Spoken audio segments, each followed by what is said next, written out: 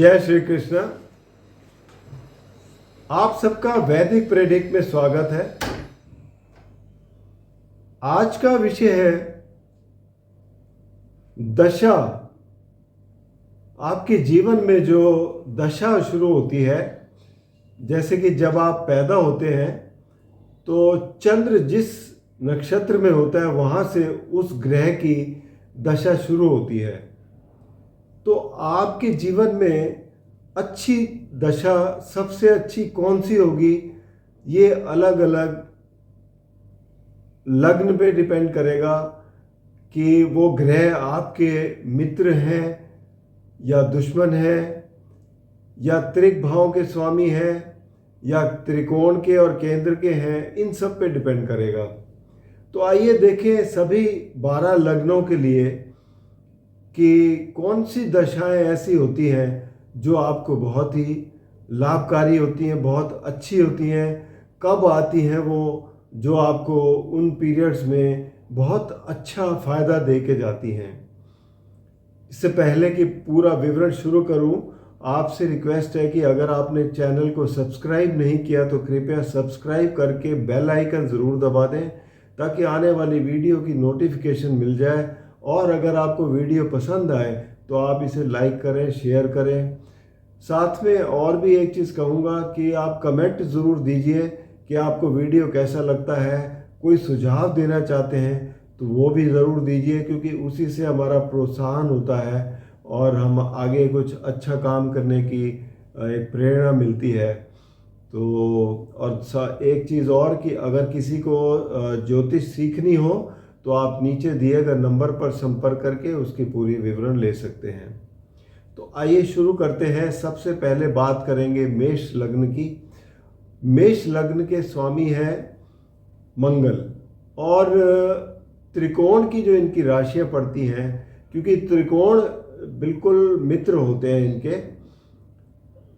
त्रिकोण में जो राशियां पड़ेंगी वो एक तो सूर्य की राशि पड़ेगी 5वें घर में, और नवम भाव में पड़ेगी गुरु की।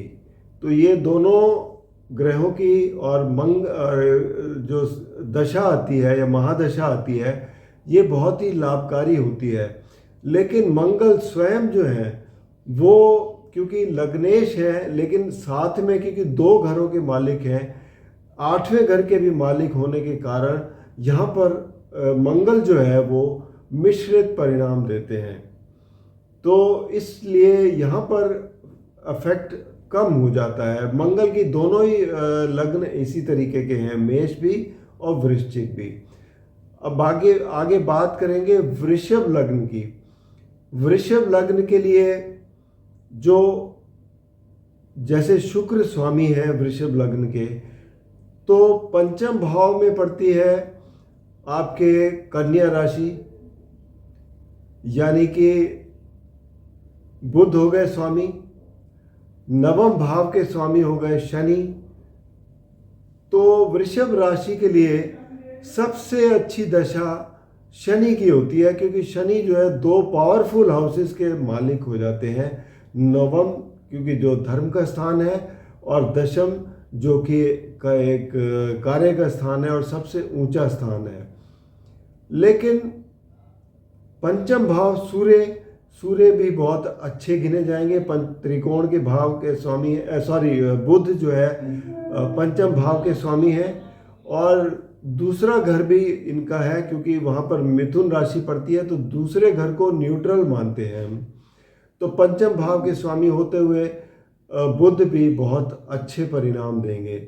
लेकिन शुक्र स्वयं उतने अच्छे परिणाम नहीं दे सकेंगे, क्योंकि शुक्र ऋषभ के साथ साथ ये 6ठे घर के भी स्वामी हो जाते हैं, जहाँ पर इनकी तुला राशि पड़ती है। तो ये एक त्रिक भाव है, त्रिषडाय भाव है। तो यहाँ के स्वामी होते हुए यहाँ पर शुक्र जो है वो आपको मिश्रित परिणाम देंगे।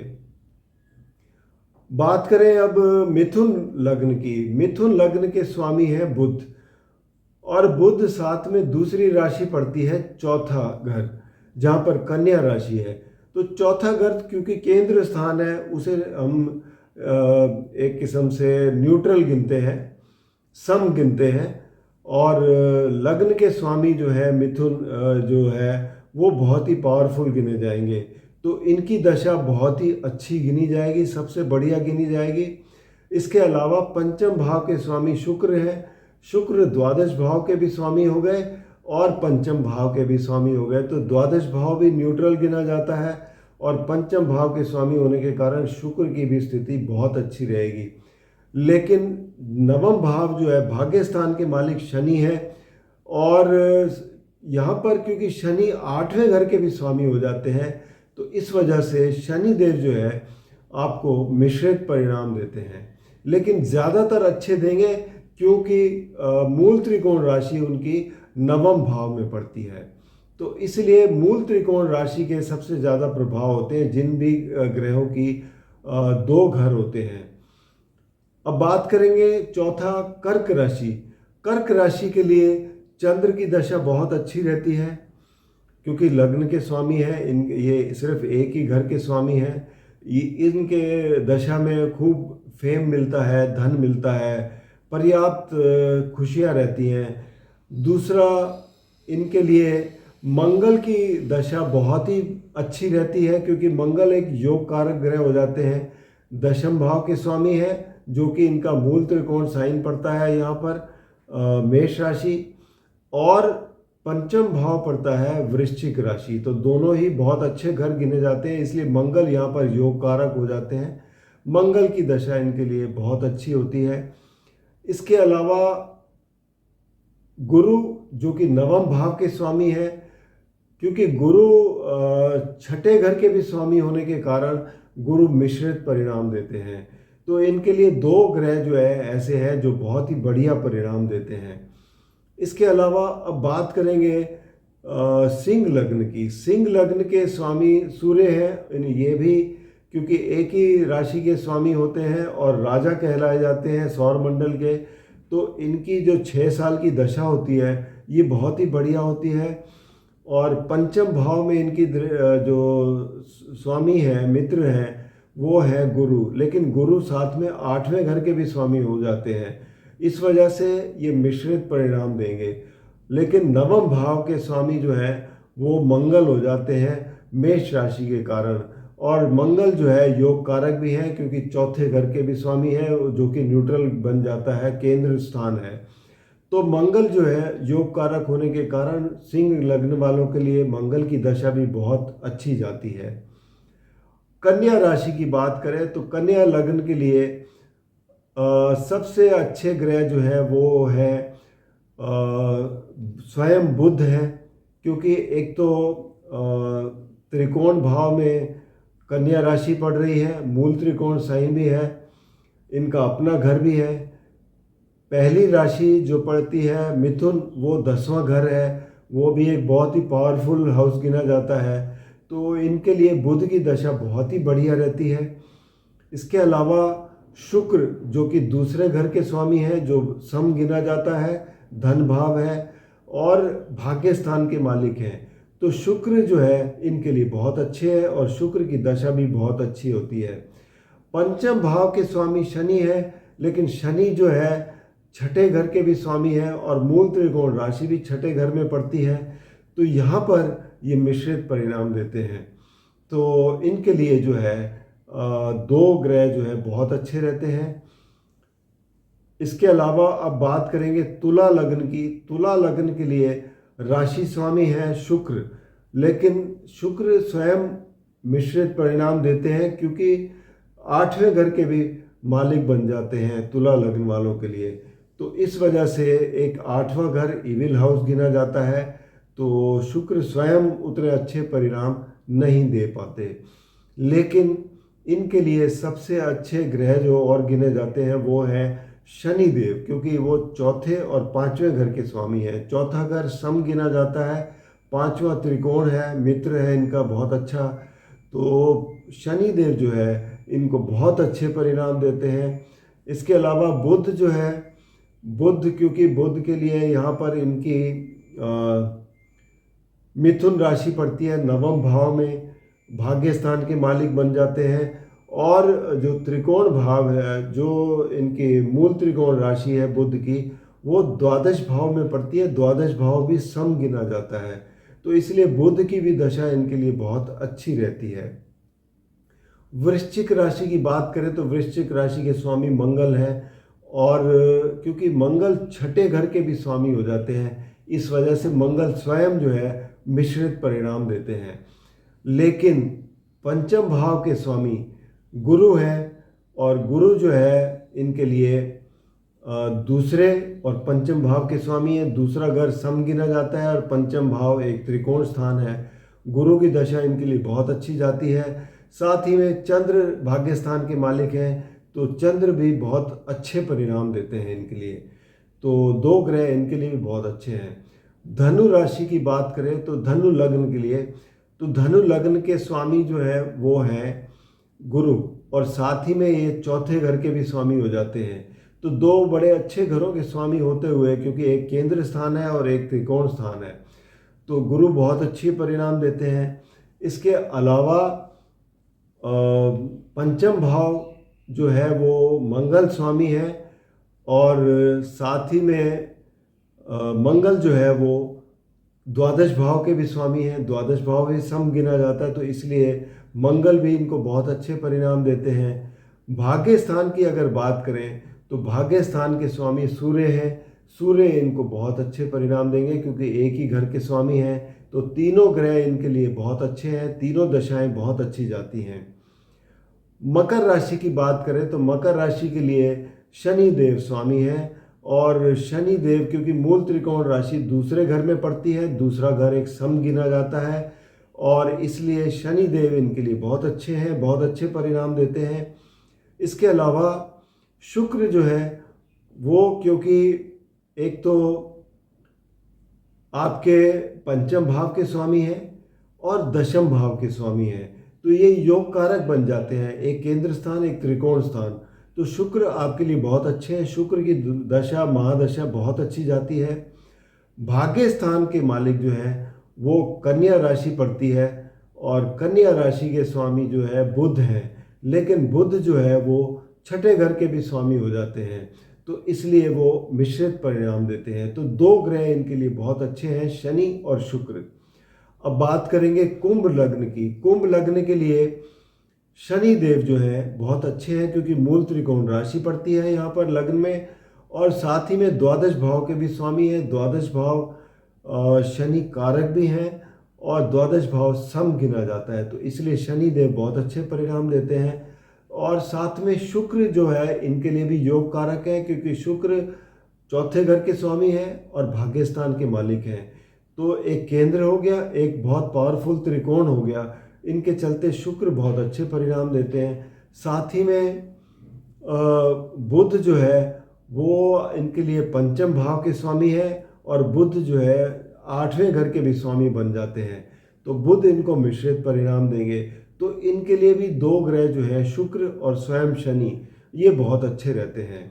अब बात करें मीन राशि की, तो मीन लग्न के लिए एक तो गुरु स्वयं, और दूसरा क्योंकि गुरु दूसरी राशि जो है वो दशम भाव में पड़ती है, एक पावरफुल केंद्र स्थान है, तो गुरु स्वयं बहुत अच्छे रहते हैं। इनकी दशा आ जाए तो बहुत अच्छे परिणाम देते हैं, और गोल्डन पीरियड कहते हैं इनको। इसके अलावा पंचम भाव जहाँ पर चंद्र की राशि है, ये भी पंचम भाव के भी बहुत अच्छे परिणाम मिलते हैं। और नवम भाव जहाँ पर स्कॉर्पियो राशि पड़ती है, अब नवम भाव के लिए देखा जाए तो इनकी दूसरी मंगल की राशि पड़ती है दूसरे घर में, तो सम भाव गिना जाता है, और भाग्य स्थान के मालिक होते हुए मंगल भी इनको बहुत अच्छे परिणाम देते हैं। तो इस तरीके से देखेंगे हम दशाएं किस तरीके से काम करती है और अच्छे परिणाम कैसे मिलते हैं। बाकी जहाँ पर जिन ग्रहों का चाहे वो मेलेफिक हो चाहे कुछ भी हो, वो अगर 6, 8, 12 से संबंध रखते हैं, तीसरे से संबंध रखते हैं, तो इनके परिणामों में ज़रूर कुछ ना कुछ कमियां रहती हैं, कुछ परेशानियां रहती हैं, कुछ कठिनाइयां आती हैं। अब एक एग्जाम्पल चार्ट भी हम देख लेते हैं। ये एग्जाम्पल चार्ट है कन्या लग्न का। अब कन्या लग्न के लिए देखा जाए तो मूल त्रिकोण राशि है बुध की, और दशम भाव के स्वामी है जो कि एक कार्यस्थल है, बहुत ही पावरफुल स्थान है।